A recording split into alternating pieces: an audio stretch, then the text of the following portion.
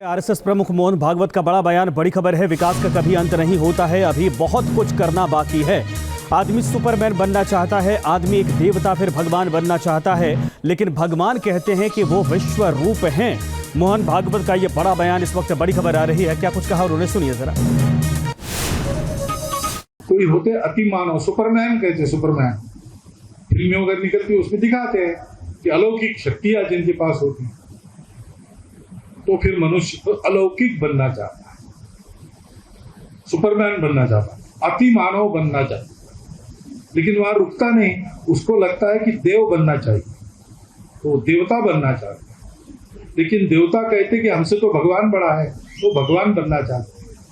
और भगवान कहता है कि मैं तो विश्व रूप हूं, अभी तो आपको एक रूप में दिख रहा हूं, लेकिन मेरा जो सारे विश्व में व्याप्त ऐसा बिना आकार का रूप है, वो असली में आना जाना संचालन सब में प्रत्यक्ष सहभाग है। दूसरा होता है कि ऐसे बच्चों को एक जगह रखा है, मछली पानी में अंडे देती है, उनका एक पुंज बनकर कहीं छुपा देती है या कहीं लटका देती है, और वो पानी में घूमते रहती है, लेकिन बार बार आके उसको देख लेती है। तो दृष्टि से तो आप में से अनेक लोग ऐसे होंगे, ये काम होना चाहिए ऐसा लगता है, प्रत्यक्ष जाके अपना समय देके नहीं कर रहे, लेकिन बीच बीच में आते हैं, उत्साह बढ़ाते हैं, लगे हाथ कुछ मदद करनी है कर देते हैं। और कछुए के बच्चे कहीं अंडे वो किनारे पर रेत में छुपा के रखती है, और वो कछुआ पानी में तैरता रहता है, लेकिन उसको याद रहती है हमेशा, और उस याद के कारण भी उन अंडों का विकास होता है। तो इसे स्पर्श से, दृष्टि से अथवा केवल स्मरण से बच्चों का विकास करने की रीति प्राणी जगत में है। इसे हमारा भी ये प्रकल्प चलता है, तो उसके आप लोग तो प्रत्यक्ष स्पर्श से उसको बढ़ाने वाले लोग हैं। ऐसे भी लोग हैं यहाँ कि जो बीच बीच में देखते हैं, और हमारे जैसे लोग भी हैं जो कभी कभार आते हैं। पिछले बार मैं आया था, वो शायद 94 वगैरह ऐसा था, एक बार बीच में आया था, लेकिन थोड़ी देर था। तो कई वर्ष हो गए, 12 वर्ष तो हो ही गए। एक तप ऐसा जिसको कहते हैं, 12 साल में आदमी पूरा बदल जाता है अंदर से, ऐसा जीव शास्त्र कहता है। एक एक उसकी कोशिका बदल जाती है, लेकिन आदमी बदल जाते हैं, लेकिन उनके काम नहीं बदलते।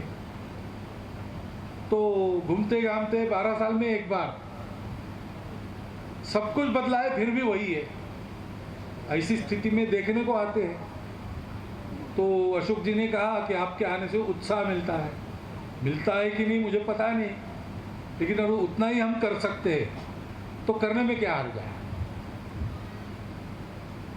लेकिन एक बात मुझे अब तक समझ में नहीं आई कहीं भी, कि ऐसा 12 साल में एक बार आकर केवल स्मरण करते हैं, तो वास्तव में तो जो प्रत्यक्ष हाथ से काम कर रहे हैं उनको यहाँ बैठ के बोलना चाहिए, हमको वहाँ बैठ के सुनना चाहिए। लेकिन कार्यक्रम की रीति ऐसी होती है कि ऐसे लोगों को यहाँ बैठकर उनसे बुलवाते हैं और करने वाले को सुनाते हैं। वास्तव में जैसे आपने कहा कि हमारे आने से उत्साह मिलता है, वैसे हमको भी आपको देखकर उत्साह मिलता है। कुछ दिन पहले बात हो रही एक जगह, तो सब कैसा बिगड़ गया है, स्वार्थ की चिंता सब लोग करते हैं, ऐसा है वैसा, ऐसी चर्चा चल रही। तो मैंने उनको कहा कि भाई ऐसा तो है नहीं। अगर हम देखें तो जो अच्छा होता है वो जो खराब हो रहा है उससे 40 गुना ज़्यादा है। हम देखते नहीं। आप अपने चारों ओर आंखें खोल के देखो तो अपने पूरे समाज में छोटे छोटे अच्छे अच्छे काम कर रहे हैं, उनको प्रसिद्धि नहीं चाहिए, कुछ नहीं चाहिए, ऐसे इतने सारे लोग हैं, तो मन की निराशा तो भाग जाती है। अब जिनको मैं कह रहा था वो तो मेरे जैसे घूमने वाले नहीं हैं, उनको एक जगह जितना देखने को मिलता है उतना ही देखने को मिलता है। मेरा भाग्य यह है कि मुझे घूमने को मिलता है और मेरा घूमना फिरना यही सब देखने के लिए होता है। तो इसलिए मेरे मन में निराशा कभी नहीं आती।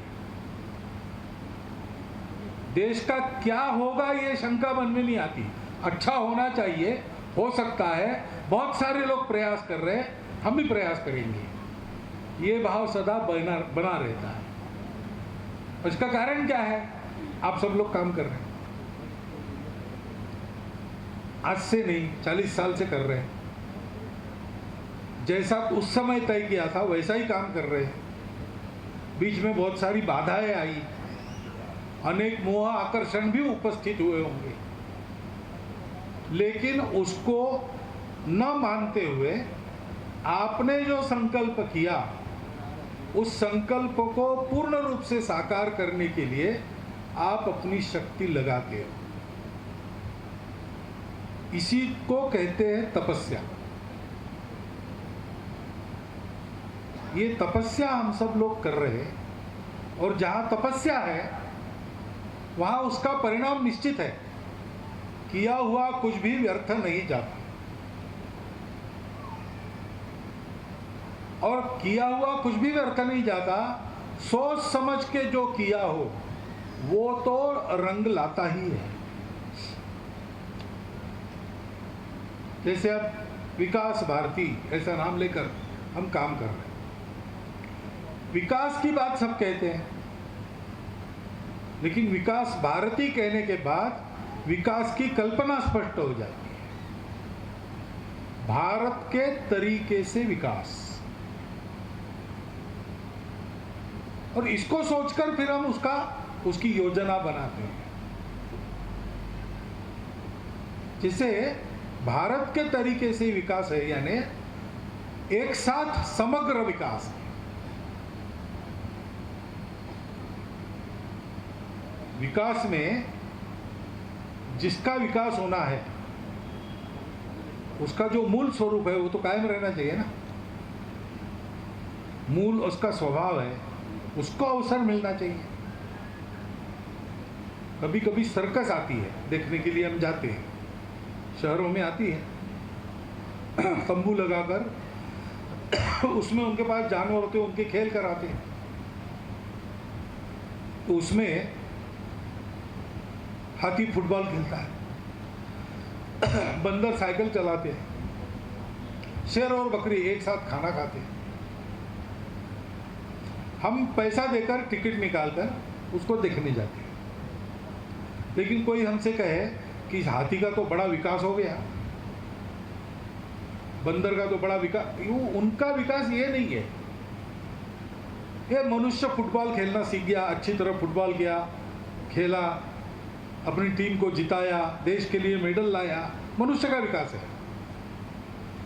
लेकिन बंदर साइकिल चलाए, हाथी फुटबॉल के लिए, उनका विकास नहीं। वो तो जंगल के पशु है, उनका एक स्वभाव है जो प्रकृति ने उनको दिया है, उनकी वो प्रकृति है, यानी स्वभाव है, उसमें वो आगे जाएंगे तो उनका विकास है।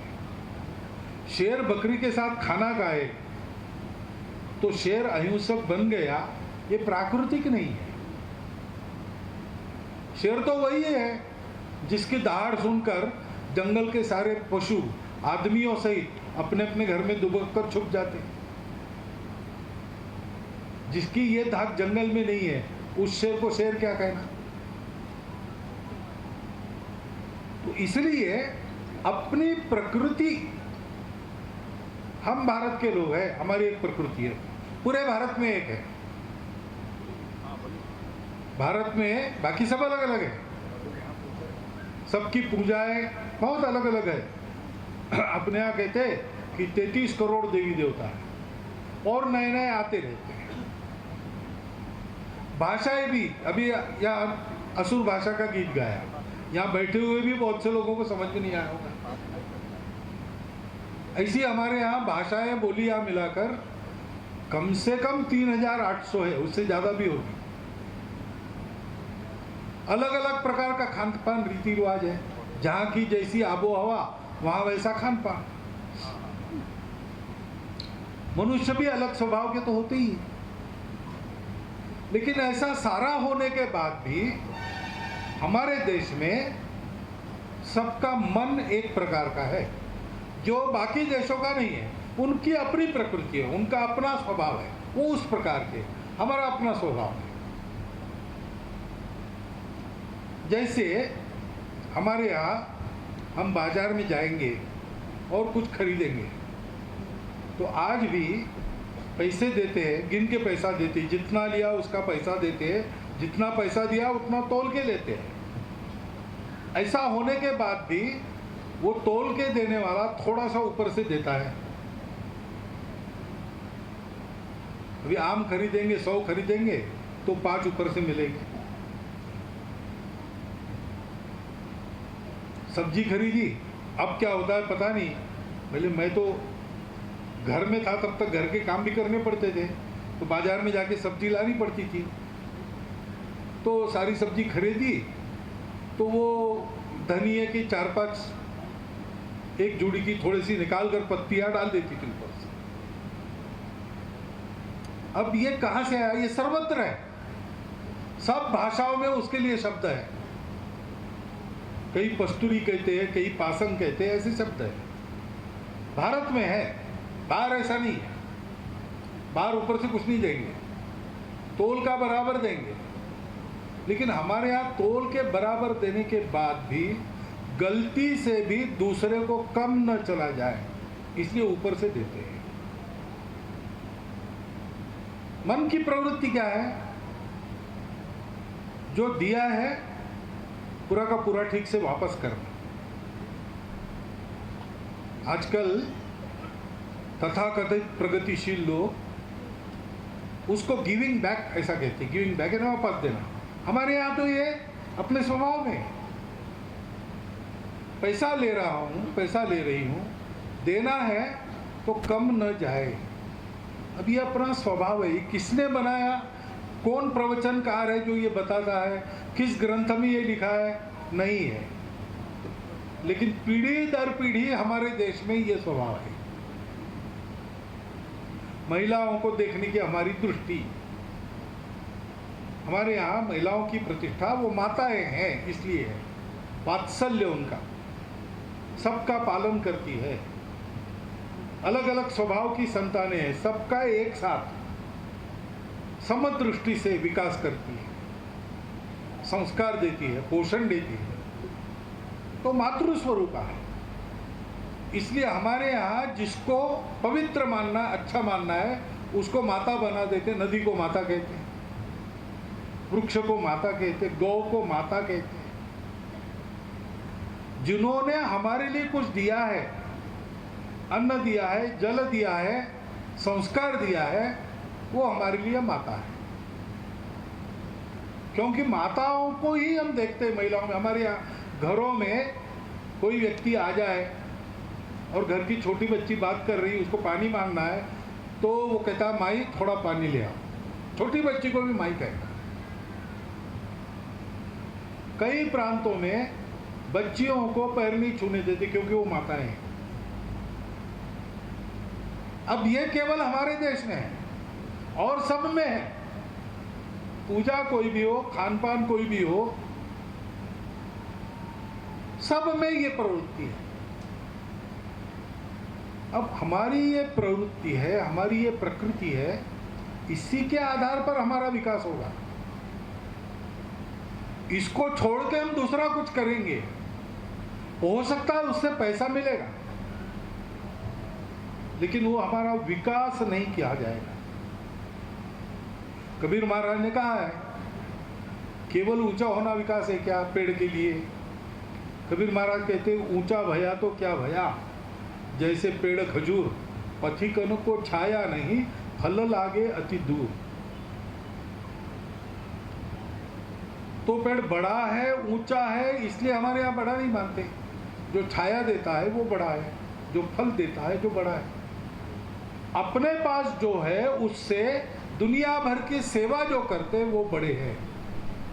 जिनके पास है वो बड़े नहीं है, जो पास है वो जो बांटते हैं वो बड़े हैं। ये हमारी प्रकृति है।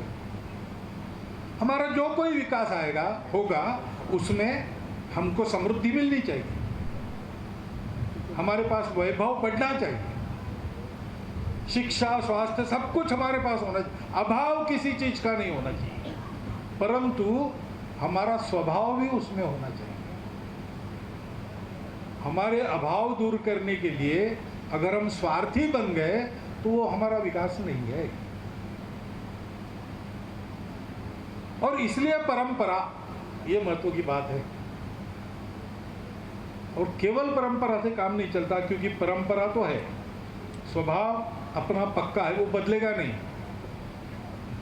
परंतु दुनिया बदलती है, उसके अनुसार शरीर को बदलना पड़ता है। आत्मा एक ही रहती, शरीर मन बुद्धि बदलती रहती।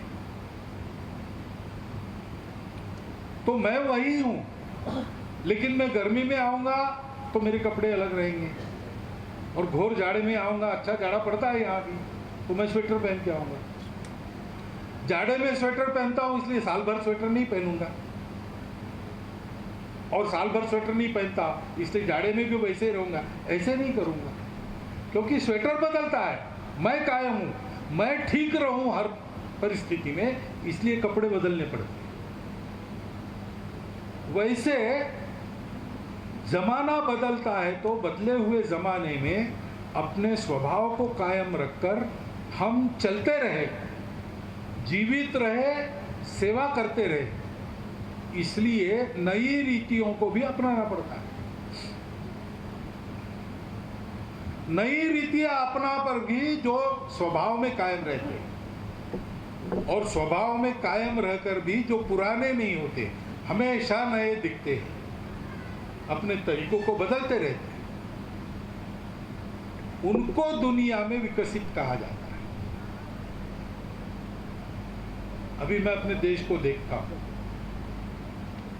तो हमारा आदिवासी समाज जो है, जनजातीय बंधु अपने जो है, वो पीछे रहे विकास में। वहाँ शिक्षा का अभाव है, स्वास्थ्य का अभाव है, बहुत काम करने की जरूरत है। ऐसा हम देखते हैं तो शहरों में रहते लोग, उनके पास सारी सुविधाएं हैं, पैसा मिलता है, बच्चों को पढ़ा सकते हैं, डॉक्टर वगैरह बुला सकते हैं, दवा दारू की ठीक व्यवस्था कर सकते हैं, तो उनके पास है, इनके पास नहीं है। लेकिन दूसरी नज़र से देखें तो आज ये अनुभव है प्रत्यक्ष, अपने वनों के इलाके में जहाँ हमारे जनजातीय बंधु परंपरा से रहते हैं, उन इलाकों में लोग शांति प्रिय है, प्रामाणिक है, सरल स्वभाव के है, जो बड़े शहरों में नहीं मिलता। यहां हम आके आंख मूंद के यहाँ के गांव वाले पर विश्वास रख के चल सकते हैं।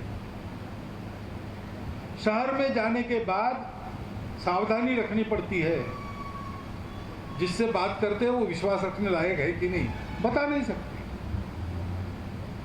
तो एक तरह से उनके पास स्वास्थ्य शिक्षा वगैरह उनका विकास हो गया, यहाँ नहीं हुआ। लेकिन दूसरी तरह से देखें तो यहाँ पर शांति है, प्रामाणिकता है, सरलता है, यहाँ का मानव विकसित है, वहाँ का मानव नहीं है। उन्होंने नई रीतियां अपनाई, स्वभाव को छोड़ दिया। यहाँ स्वभाव सुरक्षित है लेकिन अभाव है। तो जिनके पास प्रभाव है उन्होंने अभाव दूर करने के लिए काम करना, और जिनका अभाव दूर कर रहे हैं उनसे उनका स्वभाव भी सीखना। ये जो हम विकास करते हैं ना, उसके लिए तपस्या कर रहे हैं। ये हम कोई उपकार नहीं करते। ये काम हम करते हैं तो हमारा भी उसमें विकास होता है। और मनुष्य का असली विकास तो वही है। मनुष्य अपने जो सहयोगी है, अपने जो सहजीवी लोग हैं, मनुष्य अकेला नहीं रहता कभी। मनुष्य फांसी चढ़ने से डरता नहीं है। हंसते हंसते फांसी चले जाते हैं बड़े बड़े देशभक्त लोग, मरने से नहीं डरता मनुष्य। लेकिन अगर उसको अकेला रख दिया जाए बंद करके एक कमरे में, किसी के साथ नहीं, कोई मनुष्य दिखेगा नहीं, कोई चिड़िया चहकती हुई सुनेगा नहीं, पेड़ पौधों को देखेगा नहीं, चार दीवारों को ही देखते रहेगा, तो कुछ महीनों में पागल हो जाएगा। मनुष्य साथ रहना चाहता है और साथ में रहता है तो उसको संवेदना है। वो कितना भी खुश हो, प्रसन्न हो, अगर कहीं पर गमी की जगह चला गया तो हंसेगा नहीं, गंभीर हो जाएगा मन से। और कितना भी गम में हो, जहां हंसी के ठहाके लग रहे, ऐसी जगह चला जाएगा तो वो भी हंसने लगेगा। वो वहां उदास नहीं रह सकता, क्योंकि अपने आसपास जो मनुष्य है, जीव है, जीव जंतु है, पेड़ पौधे हैं, वो प्रसन्न है तो ये प्रसन्न रहता है, वो दुखी हो गए तो ये दुखी होता है। सामने भूख से कराहता आदमी मांग रहा है खाने को दो, और मैं भोजन के लिए बैठा हूं, तो उसके सामने मैं भोजन नहीं कर सकता। या तो उसको दे के विदा कर दूंगा फिर खाऊंगा, या साथ बिठाऊंगा फिर खाऊंगा। बहुत पत्थर दिलू तो उसको जाने को कहूंगा, हकाल दूंगा, उसके सामने नहीं खा सकता, क्योंकि मैं मनुष्य हूं। हम जब ऐसी तपस्या करते हैं, सेवा करते हैं, तो हमारी संवेदना का समाधान होता है, हमको अच्छा लगता है। ये अच्छे लगने को ही कहते हैं पुण्य मिल गया। ये पाप पुण्य क्या है? परहित सरिस धर्म नहीं भाई, पर पीड़ा सम नहीं अधम आई। क्योंकि परहित नहीं रहता, वास्तव में हम सब लोग एक हैं, आध्यात्मिक दृष्टि से तो है ही। लेकिन हम भारत के लोग क्योंकि एक स्वभाव के हैं, इस स्वभाव की कदर भारत में ही है। हम लोग इसको समझ सकते, हम एक है। अगर हम एक है तो हमारे एकता का ही एक अंग लूला लंगड़ा रहेगा, हमको कैसे चलेगा? नहीं चलेगा। कितना भी बड़ा आदमी हो, अगर उसका एक हाथ एक पैर नहीं चल रहा है तो लोग उसको सस्ता नहीं कहेंगे। बाकी मैं सब कर लेता हूं, ऐसा नहीं चलता भाई। पूरा एक एक अंग स्वस्थ होना चाहिए आप, तब आप स्वस्थ। ऐसे हमारा भारतवर्ष, उसका ये जो समाज है, वो समाज स्वस्थ रहना चाहिए, क्योंकि उसके स्वास्थ्य पर हमारा स्वास्थ्य निर्भर है। वो समाज स्वस्थ है, उसमें कोई अभाव नहीं है, वो पराक्रमी है। ऐसा जब हम देखते हैं और हम विदेशों में जाते हैं तो वहाँ हम गर्दन ऊंची करके चल सकते हैं। अगर हमारा देश ऐसा नहीं, और हम कितने भी बड़े हैं और वहाँ गए हैं, हमारी प्रतिष्ठा नहीं है। ऐसा कहते हैं कविवर्य रविंद्रनाथ ठाकुर, गीतांजलि जिन्होंने लिखी, नोबेल पारितोषिक जिनको मिला, वो जापान में गए और वहाँ की यूनिवर्सिटी में उनका एक भाषण रखा। तो भाषण के लिए वो गए, लेकिन वहाँ प्रिंसिपल थे और लेक्चरर लोग थे, एक भी छात्र नहीं था। हॉल में प्रिंसिपल और एक लेक्चरर लोग मिला के 50-100 लोग थे, बाकी 500-600 कुर्सी खाली। इतनी बड़ी यूनिवर्सिटी, एक भी नहीं। तो उन्होंने अध्यक्ष को कहा कि थोड़ा रुक जाते, लोगों को आने दो। तो उन्होंने कहा नहीं, इंतजार नहीं करेंगे, शुरू करेंगे। तो कोई बात नहीं, मुझे आगे कोई कार्यक्रम में रुकता हूँ। तो नहीं, आप नहीं समझते, अभी और कोई आने वाला नहीं है। तो मैं कहा क्या हुआ? तो कहा उन्होंने तय किया आपका भाषण नहीं सुनेंगे। तो क्यों? कहा कि आप पहले भाषण अपना पूरा कीजिए, बाद में मैं बता। तो निरुपाय हो गया, जितने लोग थे उनके सामने उन्होंने अपना विषय रख दिया। और बाद में पूछा क्या हुआ, तो प्रिंसिपाल ने बताया हमारे छात्रों का कहना है कि बड़े नोबेल पारितोषिक विजेता है, ऐसे उत्तम कवि है, विद्वान है, सब है, लेकिन इनका देश तो गुलाम है, ये हमको क्या सिखाएंगे? इतनी विद्या है इनके पास, तो पहले अपने देश को गुलामी से छुड़ाओ, फिर यहाँ आके बात करो। कोई ऐरा गहरा थुकैरा नहीं था, रविन्द्रनाथ टैगोर थे। लेकिन उनकी भी प्रतिष्ठा, हम लोगों की सबकी प्रतिष्ठा, हमारे आम आदमी की प्रतिष्ठा, सुरक्षा, उसकी संपन्नता, उसका विकास उस पर निर्भर है। और इसलिए हम ये जो काम करते हैं वो तो सेवा है, भगवान की सेवा है। जिनकी सेवा हम करते हैं उनका हम धन्यवाद करते हैं, उन्होंने हमको ये अवसर दिया। ऐसी तपस्या हम लोग कर रहे हैं। अपने ऐसा कहते हैं, कुछ लोग ऐसे होते हैं कि जिनको देखने से हम धन्य हो जाते हैं। मान लीजिए भगवान का दर्शन हो गया किसी को, तो कहता है बस हो गया, सब जन्म मेरे तर गए, अब कुछ रहा नहीं लेने देने का, पाने का, सब कुछ मिल गया, ऐसे धन्य हो जाते हैं। ऐसे इस प्रकार की तपस्या करने वाले लोगों के दर्शन से देखने वाला धन्य हो जाता है। तो मैंने कहा कि देखकर भी चिंता होती है, लेकिन केवल आपकी चिंता देखकर होती है ऐसा नहीं, तो आपको देखने से हम धन्य हो जाते हैं, हमको विश्वास मिलता है। हम बाकी जगह जाकर सीना ठोक के कह सकते कि अपने देश का भला होने वाला है, अरे ये सब गड़बड़ है, वो सब गड़बड़ है, वो सब गड़बड़ है, पता है, लेकिन बहुत लोग हैं जो गड़बड़ नहीं है, सही है, और जैसा करना चाहते हैं वैसा कर रहे हैं।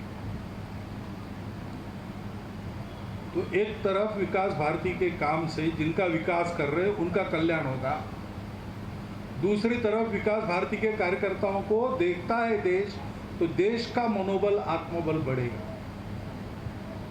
तो दोनों तरफ एक अच्छा काम हम कर रहे हैं, इसमें घाटा किसी का नहीं, इसमें सबका लाभ है।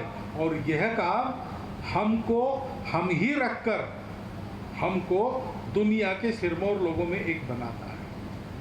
स्वभाव को कायम रखकर हमको नया कलेवर समय के अनुसार देते रहता है।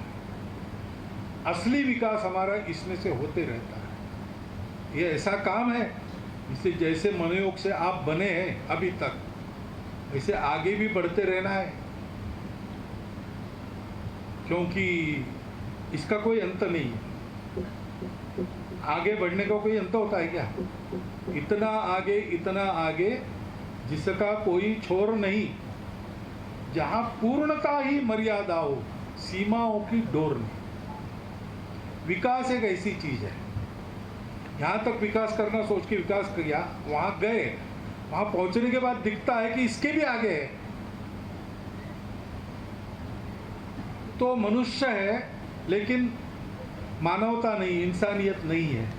वो मनुष्य बन जाए असली पहले, वहाँ जाने के बाद उसको लगता है लेकिन मनुष्य से कोई होते अति मानव, सुपरमैन कहते, सुपरमैन फिल्में वगैरह निकलती उसमें दिखाते हैं कि अलौकिक शक्तियाँ जिनके पास होती, तो फिर मनुष्य अलौकिक बनना चाहता है, सुपरमैन बनना चाहता है, अति मानव बनना चाहता है, लेकिन वहाँ रुकता नहीं, उसको लगता है कि देव बनना चाहिए, तो देवता बनना चाहता है।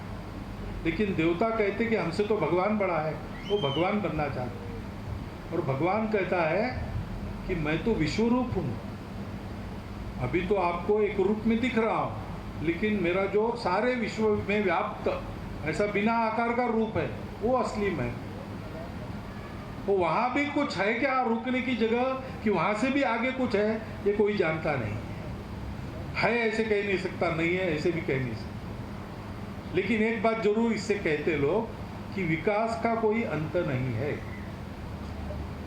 बाहर का विकास भी अंदर का विकास भी, दोनों का कोई अंत नहीं है, ये निरंतर करने की बात है।